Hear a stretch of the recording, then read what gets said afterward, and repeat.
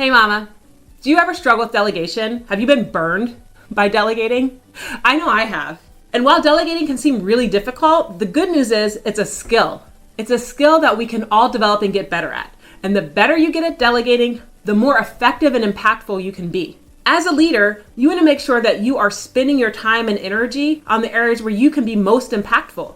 You also want to make sure that you are giving your team the opportunity to learn and grow. Delegation lets you do both those things. I know that delegation has been instrumental in my career growth. Learning to delegate when I first went from an analyst to a manager was really, really hard.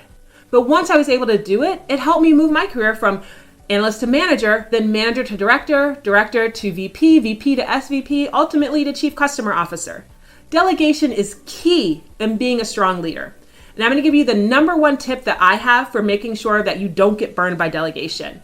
The number one tip that I have for ensuring that you have successful outcomes when you delegate. And it's this. As the leader, as the person who's delegating, you need to make sure that you can clearly define what a successful outcome looks like. Never ever delegate something if you can't define what success is. Otherwise, the person on the other end is just going to interpret their version of success.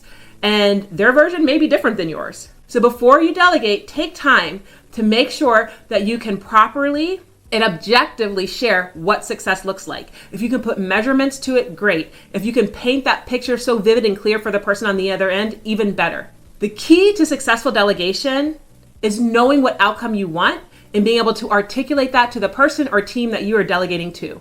When you do that, they'll know exactly which direction they need to head. And when you fail to do that, they're going to go off on their own and kind of make up what success is. And even though they're doing their best, their definition of success may be very different than yours. So there you have it, mama. If you are struggling with delegation, and this is for home and for work, make sure that you can define a successful outcome to the person that you're delegating and that they clearly understand it. When you do that, you're going to be so much more likely to be happy with the results of that delegation. And you're also really empowering that other person to deliver in a way that will please you. If you like this advice and you want a little bit more, please check out my podcast, The Savvy Working Mom, wherever you listen to podcasts. Hey mama, if you like what you just heard, I'm now offering VIP days where we can work together to help you thrive in and out of the office. Come check it out on my website, The Savvy Working Mom.